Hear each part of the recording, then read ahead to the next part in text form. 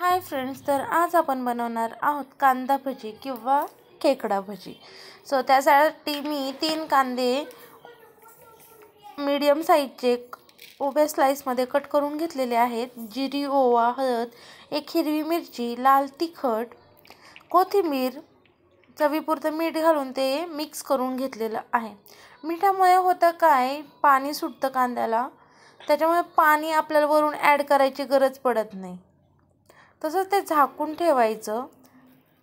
त्यानंतर मी 3 ते 4 चमचे इथे तांदळाचं पीठ आणि 1 वाटी बेसन पीठ ॲड करून घेतलेलं आहे. हे चमच्याने किंवा हाताने एकजीव करून घ्यायचं आणि 10 ते 15 मिनटं हे आपल्याला झाकून ठेवायचं आहे. झाकून ठेवल्यामुळे ॲटोमॅटिकली त्याला पाणी सुटेल.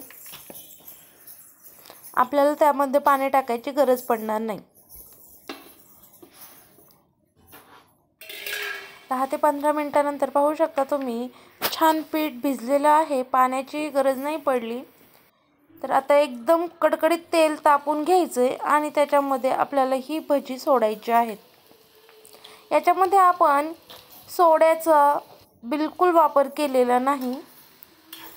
तेल जेवढं कडकडीत तापतं तेवढंच कमी तेल पितात भजे, त्याच्यामुळे कडकडीतच तेल तापून घ्यायचं आहे. छान लालसर खरपूस भाजून घ्यायचे दोन्ही साईडनी. तांदळाच्या पिठामुळे क्रिस्पीपणा जास्त येतो, त्याच्यामुळे आपल्याला 2 ते 3 चमचे तांदळाचं पीठ ॲड करायचे. हा भजी एकदम कुरकुरीत झालेली आहेत. याच पद्धतीने सगळे भजी आपले तयार झालेले आहेत. क्रिस्पी भाज्यांचा आस्वाद पावसासोबत घेण्यात खूपच मजा येते. तर तुम्ही पण अशीच भजी नक्की बनवा. वेळात वेळ काढून आमचा व्हिडिओ पाहिल्याबद्दल मनापासून आभार. थँक्यू.